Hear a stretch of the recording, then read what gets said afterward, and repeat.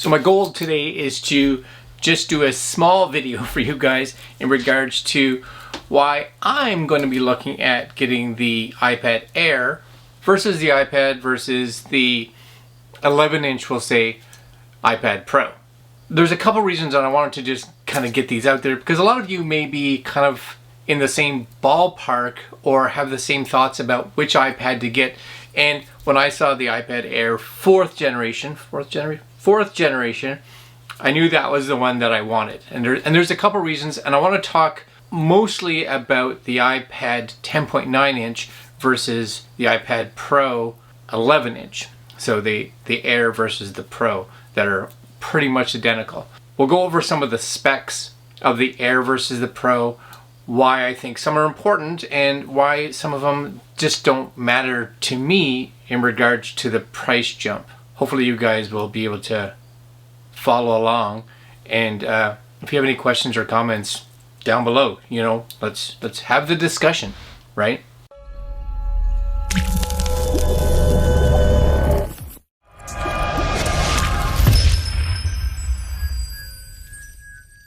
So Apple just recently, just a couple days ago actually, did their big kind of rollout with the new iPads. And the big one for me that I was looking for, watching all the rumors and stuff, was the Air.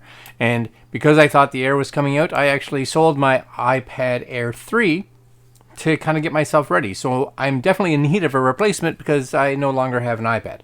I'm actually really excited for this one. So the big differences, primarily for a lot of us, were cosmetic. And we've seen now that the iPad Air has gone the way of the iPad Pro, where it looks almost identical. There's the same square edges, thickness looks to be the same.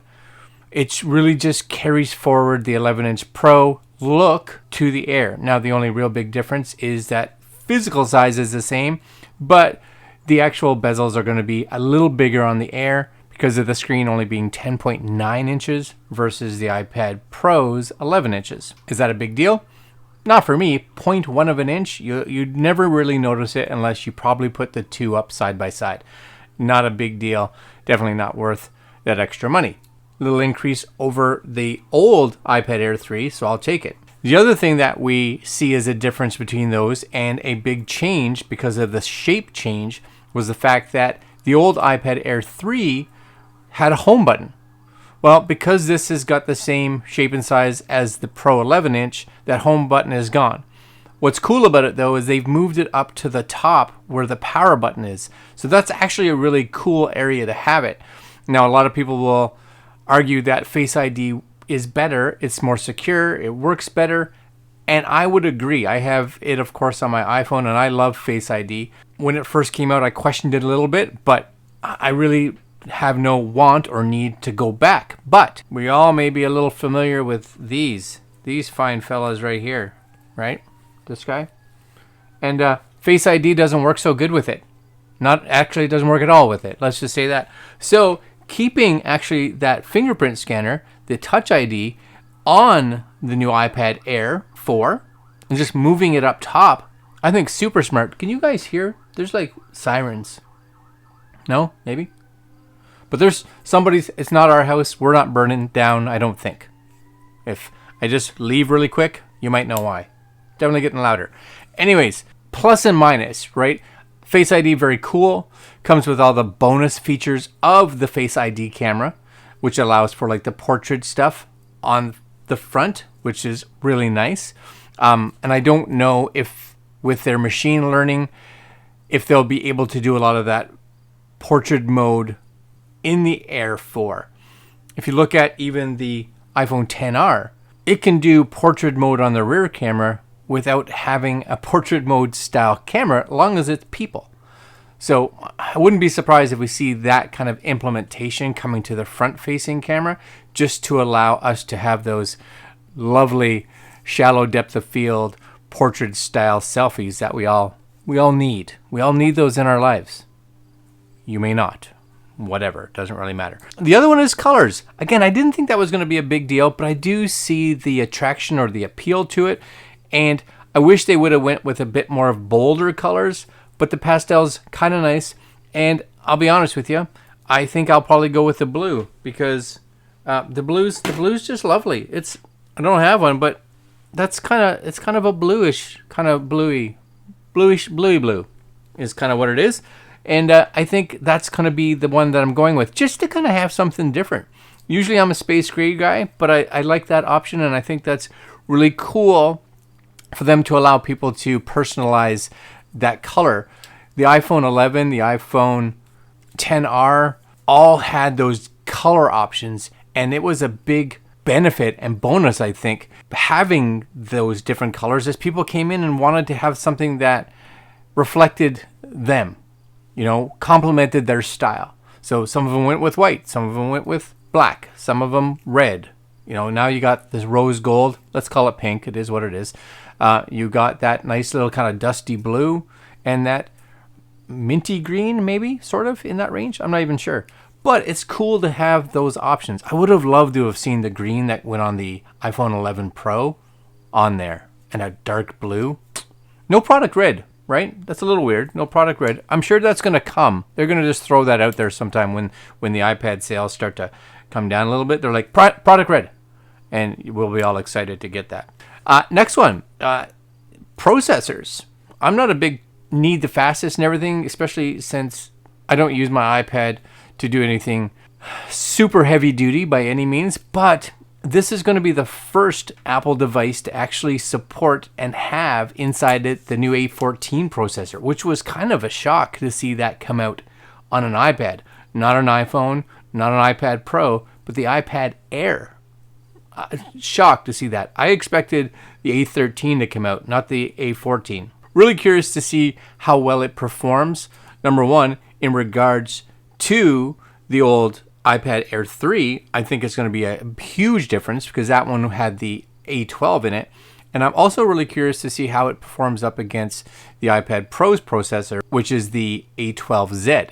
Now, the A12Z does have, even though it's a older processor, it does have more cores in it, which should also help its performance. So I wouldn't be surprised if the processing power is very similar between the two. But I do think that because the A14 is a newer processor, it's going to have a lot of cool benefits that come with it, especially in regards to like machine learning and things like that. I think it'll be much more on top of it. And it's current. It's the newest processor. So it's going to have a lot of little tricks and bells and whistles in it that none of us really know about much right now.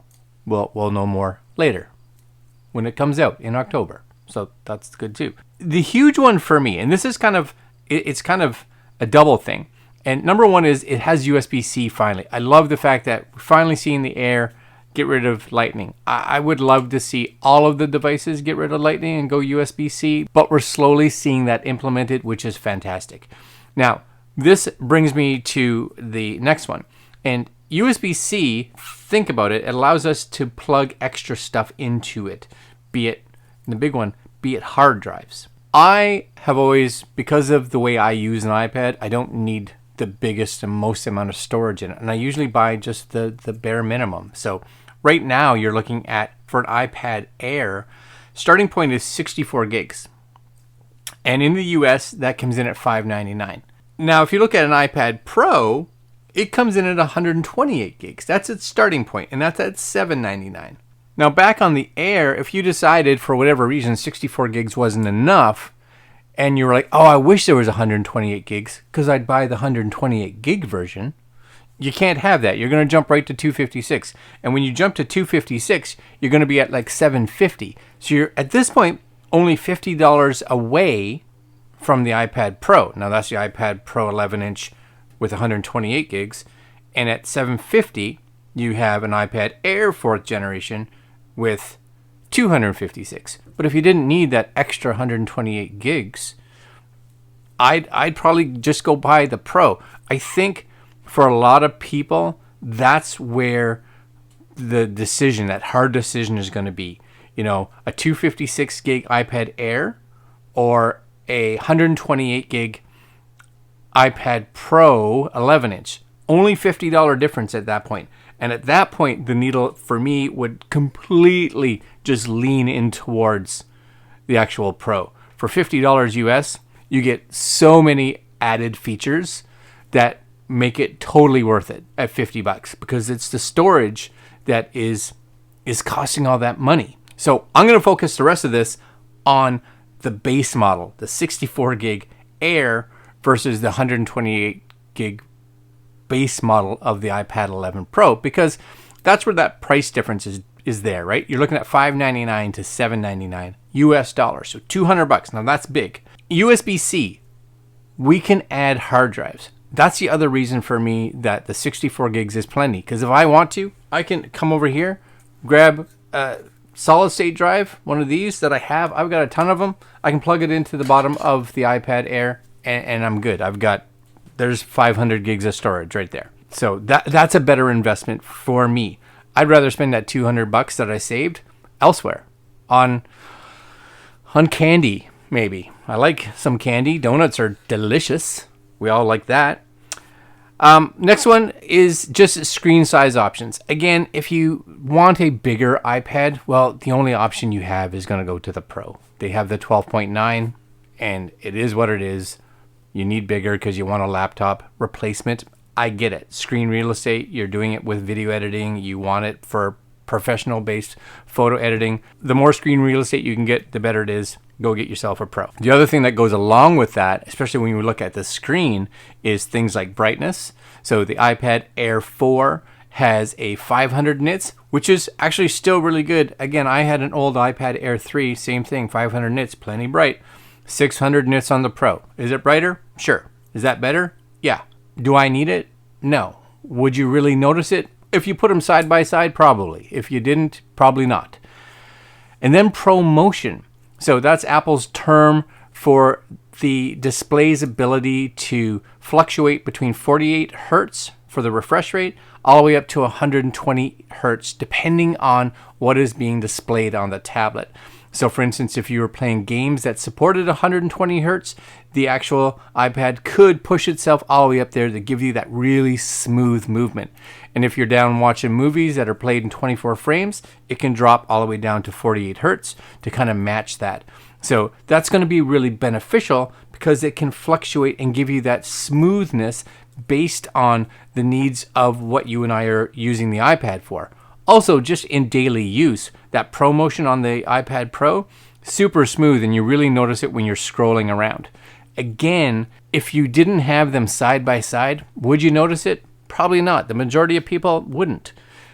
As someone who is doing tech reviews and looks at displays, it's something that you look for, and I get it if you notice it, but majority of the population that gets an iPad, they're not going to see it. I don't believe it. I don't think they will. I think they'll look at a 60 hertz, which is what the iPad Air 4 has in it, and be like, it's great. And I'm going to agree.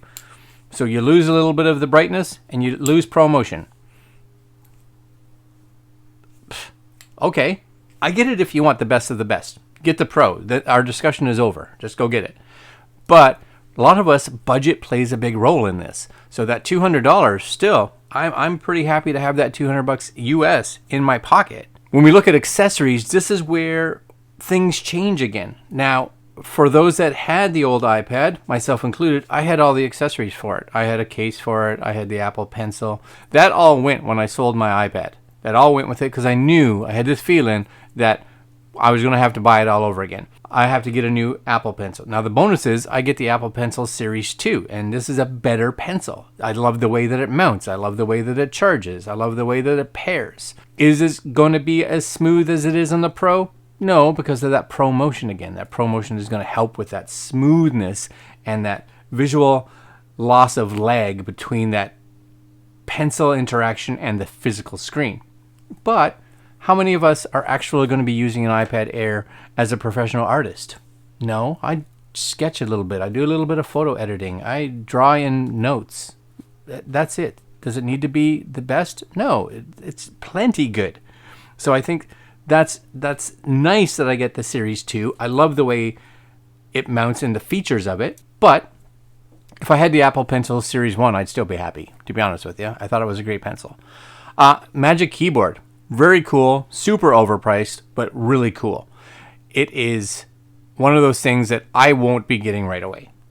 May I get it down the road? Maybe. I don't use a keyboard very often, even on an iPad. That's why I have these computers. This is what I do all that stuff on. My iPad is portable. I want to put it in a case and off I go. Keyboard on it works fine. Dictation works fantastic if I need to do that. I'm good. Can it accept the Magic Keyboard? Yes. So if you want it, you got it. Save the money that you would have spent on the Pro and put that money toward the actual Magic Keyboard. I think that's probably a better investment, I think. Last one that we kind of talk about is, and I say last one, there's one more, but is an important one, is just the cameras in general.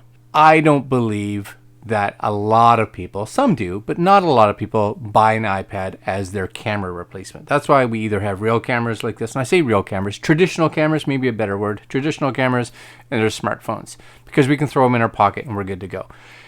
An iPad really, I think, is something that you and I use more for at home. I know, at least for me. So again, that edition of the ultra wide that would be on the Pro, that's the big edition, not a big deal. So the Pro has the standard wide, the ultra wide, and a LiDAR scanner.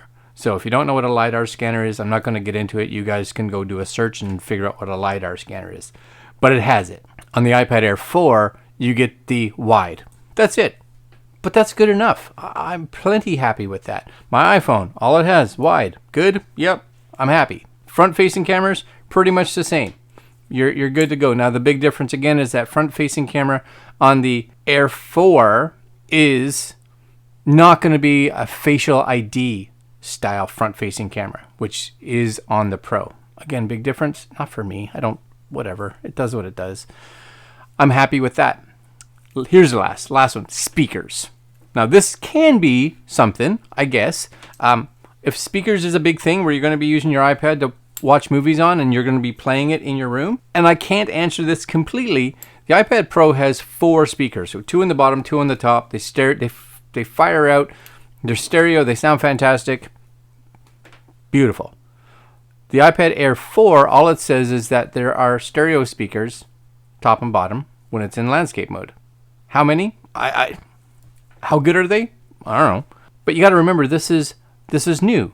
So more doesn't always mean better, right? Look at the iMac. 2 stereo speakers. This one is way better than last year's. My MacBook Pro, the speakers in it this year, way better than last year's. So we may just see better speakers and better microphones in the new iPad Air. We don't know. Even in regards to the microphones, I think the Pro has 4, I believe, whereas the Air, I believe, has 2. But again, the Air's not for the Pro user. It probably can be. I think it'll be super good for me. I'm super excited to try it. But if you want the Pro, spend the extra money. If you want all the bells and whistles, spend all the money. That's really up to you. I know what I need, and this is going to fit perfectly. It is right in line with my budget, and it's right in line, actually more so than what my expectations were that I was going to get. So that's also fantastic. And if the Air's too much money, let's just throw it out there. The new iPad, the 8th generation, basically was the iPad Air of like 3 days ago. A12 processor, just a slightly smaller screen, 10.2 versus 10.5. Other than that, it's pretty much it. You're good to go. All right, guys. I talked a lot. We're a lot of rambling, but hopefully it explains a lot as to why I'm excited for the iPad Air 4. The Pro, you know what? If I needed the extra storage, I'd go to the Pro. That's the only reason. Other than that, the Air is going to be perfect. Perfect. All right, guys. I'm going to leave you there. Like, comment, share, subscribe. And more of me rambling coming up probably tomorrow in a tech review, because that's primarily what we do. All right, guys. Later.